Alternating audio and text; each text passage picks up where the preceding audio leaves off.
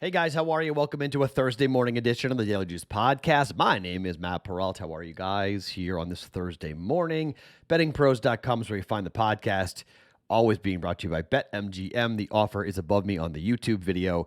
$10 to win $150 on any event. Use that promo code JUICE150 at BetMGM or BetMGM.com. A couple of you guys actually used that yesterday and sent me a couple of DMs on Twitter saying, hey, I got my free 150. And that's great. I've gotten my free 150 when I went to Jersey. I got my free 150 as well. I have 100 of it still going with the Patriots to win the AFC East. Probably not. Belichick to win Coach of the Year? Probably not, but that's what we use, right? Never use a free wager unless it's plus money. Patriots are plus 110. Belichick was plus 350. It's a great use of the free wagers that you're given. Never lay juice on any of those is the advice we always give you with your free bets. Whomever is giving you free bets, never lay juice on a free wager, a free roll, whatever they want to call it. All right, so last night, 1-1. No real harm. The Creighton game comes in easy. We had CLV Society, baby, which is a new tagline from my Twitter account. Hashtag CLV Society. So we got 132. The number closed at 127.5 for Creighton and Villanova. Jays couldn't hit the broadside of a barn. Easy in on the under. Jays get blown out. So they blew out Nova in Omaha. Nova blows out Creighton in Philadelphia. We'll see if those two teams get together in New York for the rubber match, maybe in the Big East tournament, Big East final, something along those lines. So a coming down to earth moment a little bit there for the Creighton Blue Jays. I still like Nova. Somebody sent me a message on the Discord channel and said, hey, we have 2 units riding on Nova to win the Big East. Yep, I never do that. I never lay 2 units.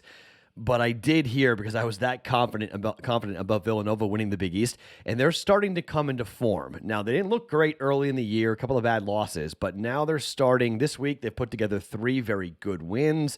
They're starting to look like Villanova. They're rebounding. They're playing outstanding defense. They're protecting the rim. 3-point shot wasn't falling last night, but it didn't really matter because the Jays couldn't do anything. So I still like Villanova. I still like Jay Wright to win the Big East regular season. So we'll follow that bet. Obviously, it's a pretty large wager that we've got rolling there on Villanova. So nice win for them. Under comes in 1-1 day officially. Okay, you're going to hate these plays today. All right, this is our first Thursday since September without a football game to bet on. Yuck, that stinks. So I'm going to go light today. I may go back to player props. I don't know. We may have something in the Discord channel a little bit later on. I may jump in on that, but for the most part, we're heading towards a gigantic Saturday, Sunday, Monday for football. So I don't want to get too exposed. I don't want to cool off entirely. You know, we're 33, 16-1 now over the last 15 days. So we've had a very good 15-day stretch. Half a month when we're going, 32, 16-1. That's incredible. So, or 33, 16-1. So I'm not going to go crazy here, knowing that we're going to be heavily committed on Saturday, heavily committed on Sunday, and then heavily committed on Monday with our last college football bet of the year. College football has been extremely good to us, by the way. Let me look and see real quick here on our college football, our record in college football in 2021. We ended 2021 with a record in college football of 70-53. That's 57%. We were up 9.23 units, but I don't think that's entirely accurate because I don't know. Let's see. College football is 6-0. Oh, that's why. How about that? College football, Dan Harris just updated this. College football is 6-0 in 2022. I didn't realize that. We're undefeated in college football in 2022. Is that right? We're up 2.73 units there. So we're up 9.23 or 9.2 and 2.7. So up 12 units here in college football. It's been a monster saving grace because we're up 12 units in college football and we are down in the NFL. We are down for 12 units in the NFL. So we're up 12 units in college football. We're down 12 units in the NFL. Like, that's just the way things go.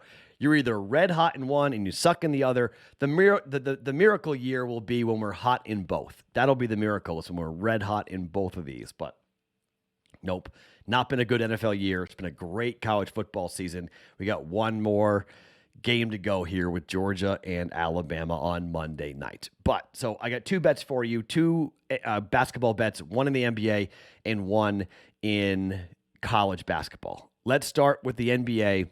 The Knicks hosting the Celtics. Okay, so Boston last night at home, they lose a really bad game to San Antonio, 99-97. The total in that game was 223. It went under by 27 points. On 2 days ago, the Knicks played at home to Indiana, 104-94. 205.5 comes under by 7.5. In the last 10 games for the New York Knicks, the under is 4-6. The over is 4-6. In the last 5, it's 1-4. In the last 6, it's 1-5. On the year, the New York Knicks are 16-22 to the over. The Boston Celtics are 16-21 to the over. On the road, Boston is 7-11-1 to the over, and the Knicks are 8-11 to the over at home. These are under teams playing with Boston on the end of or on the second leg of a back-to-back. I don't like the way Boston's playing. I don't really like the way Boston is scoring. I mean, okay, so you might go, they scored 123 against Phoenix. You're like, okay, maybe they changed things around, but they followed that up with an overtime 5-point win over Orlando, where they only scored 116 points against a really bad defensive team in Orlando. Against the Clippers, they scored 82 points. Against the Timberwolves, they scored 103 points. Against Milwaukee, they scored 113 points. I mean, Boston's offense is just anemic. Same thing can be said for the Knicks. The Knicks don't score. 104 against Indiana, 105 against Toronto, 80 against Oklahoma City, 94 against Detroit, 96 against Minnesota, 101 against Atlanta. The total for this game is 211, all right? I'm going to go ahead and guess that we get, again, closing line value here on this. My guess is this number is going down, straight down. 208, 209, somewhere in that range as a closing number. We may need every single point to get here, but I'm not trusting Boston on a back-to-back. I don't think New York is a team that plays up-tempo at home. Boston is in desperate need of a win. Boston just needs to try to figure out what the heck is going on with their team. They're 18-18-1 right now against the spread. New York is 17-20-21. This game is a pick at the time of tape. Boston on the road, they're 10-8-1 to the against the spread. So maybe you can lean Boston a little bit. At home, the Knicks are 7-12 at home. Okay, so I lean Boston, but Boston's on the second of a back-to-back. So I don't want to back the Celtics here. Knicks always play hard when Boston comes into town. I'm just going to expect a typical grinder of a basketball game. Both teams score in the upper 90s, and we go under. Boston at the Knicks, under 211. That number is available at DraftKings right now at the time of taping. Minus 110 for a half a unit. Celtics, Knicks, under 211. To college basketball. And I've been looking up and down at this slate trying to find a play that I like. And the only game I can really circle in on right now, and maybe there'll be others I'll add on the Discord channel, the link's underneath me here on YouTube, Iowa at Wisconsin. Wisconsin's laying 2.5 right now against the Hawkeyes, who have been pretty good this year against the spread. 3-1 on the road against the spread, 9-5 overall. Wisconsin 8-5 against the spread. They are 3-4 at home, but they're 7-3 against the spread over the last 10 games. Same thing for Iowa. Big wins for Wisconsin. They got a big win over Purdue on the road. They won by 5, catching 12.5 points.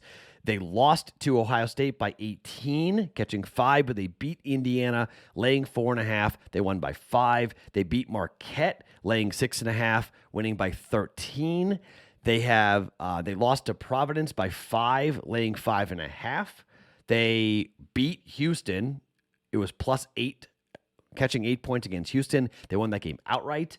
So they've had some pretty big wins. It really has helped their resume. But whenever you're talking about Wisconsin, you're talking about defense, right? To the over, Iowa 10-3-1. What is surprising is Wisconsin being 8-5 to the over. In the last 3 games, Purdue, Illinois State, and Nicholls State have all gone over. But the totals were 139.5, 137, and 133.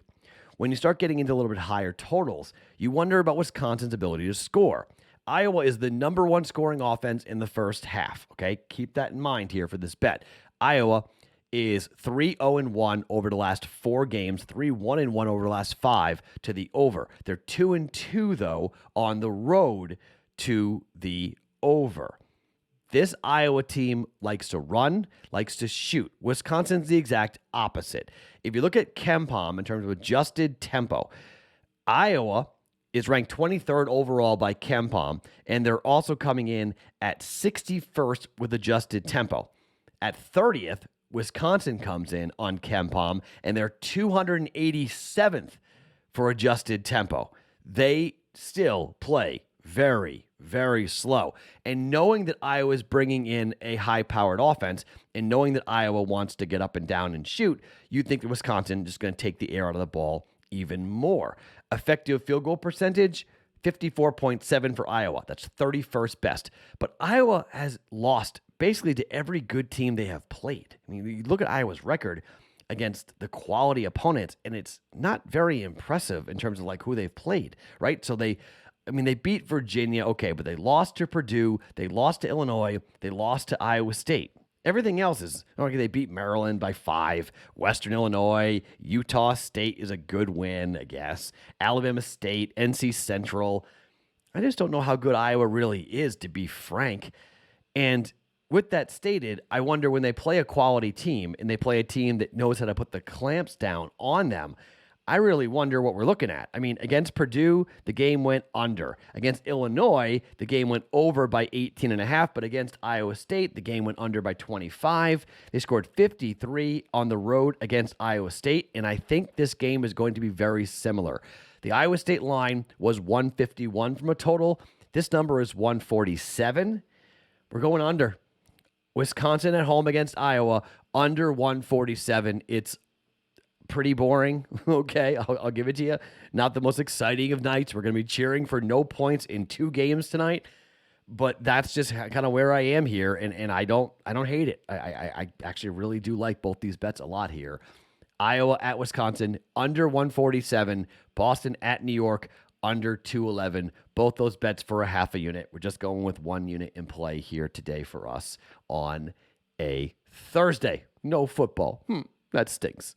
My name is Matt Perrault. Follow me on Twitter at SportsTalkMatt. Each and every morning, it's the Daily Juice Podcast. Always being brought to you by BetMGM.